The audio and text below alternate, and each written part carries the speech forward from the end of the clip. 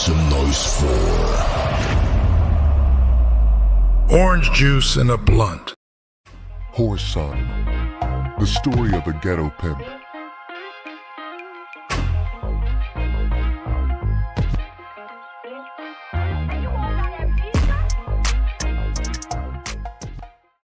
I drew back and stared at her, surprised.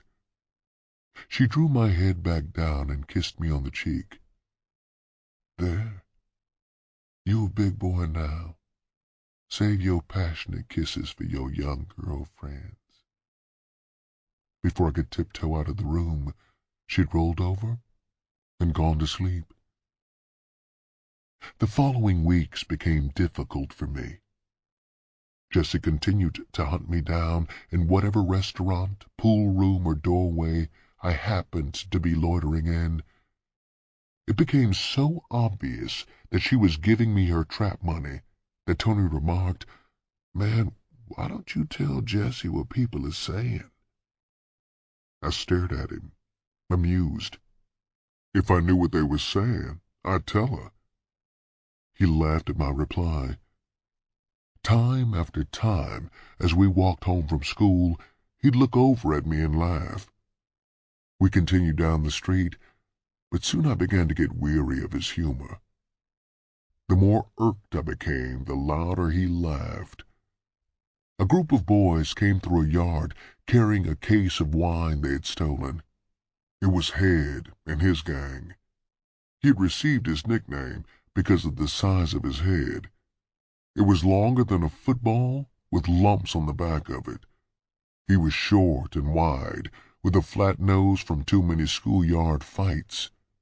His gang was the only one in the neighborhood anywhere near as tough as ours, and because he was their leader, he was always trying to prove how mean he was. They spotted us and stopped. All 8 of them were roaring drunk. I realized that this could be trouble, so I watched Head closely. In school, on many occasions, we had started out joking, only to end up talking about each other seriously. I knew that for some reason, Head had a dislike for me. He handed Tony his bottle.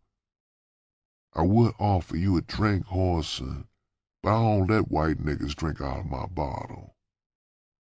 All of us went to the neighborhood movie each weekend. We had just seen a cowboy picture where an actor had made a similar remark. I grinned at what I thought was his idea of joking and remained silent. Tony took a long drink and then handed me the bottle. "Man, didn't you hear what I said?" Head yelled angrily at Tony. The children in front of the broken-down houses stopped their playing to watch.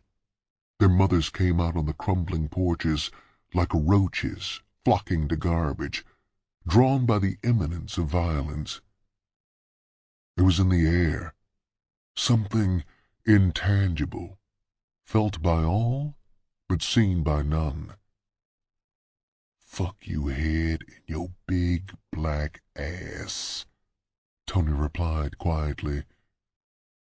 I took a long drink from the bottle and then held it out towards Head. He knocked the bottle from my hand, breaking it on the ground. "I wouldn't drink after no bastard that pimps off of his own mammy," he snorted loudly. "Man, why don't you be cool?" Tony said softly. "Anytime somebody's mama gives him some money, some ignorant son of a bitch could call it pimping. That's different," Head stated, and stared at me with his beady red eyes. "This half-white freakish bastard is fucking his mammy." Before the words had left his mouth, I'd reached across the narrow space and grabbed Head.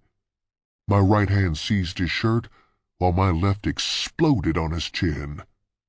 I followed this with a knee to his groin, and when he bent over, I straightened him up with my knee. Blood shot all over my clothes, and I busted his nose. With left and right hooks to the head, I knocked him out into the street.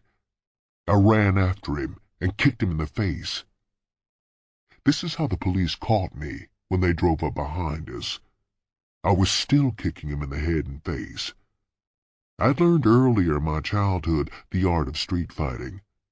Violence was a way of life, and I was dedicated to being good in anything I participated in. The police took us downtown. Before taking me to juvenile, they dropped Head off at Receiving Hospital. He was in need of medical treatment. I sat in a small room and waited for my mother to arrive. After what seemed like a 2-hour wait, a tall, white-haired man appeared and led me into another room where my mother waited. Jessie rushed over and examined me for any injuries. She seemed so concerned that I decided not to tell her what the fight had been about. I didn't want her to have any unnecessary worry, so I remained silent as we left the building. Evening had come over the city. Dark clouds covered the sky as we walked down darkened streets in search of a cab. Jessie put her arm around my shoulder and spoke slowly.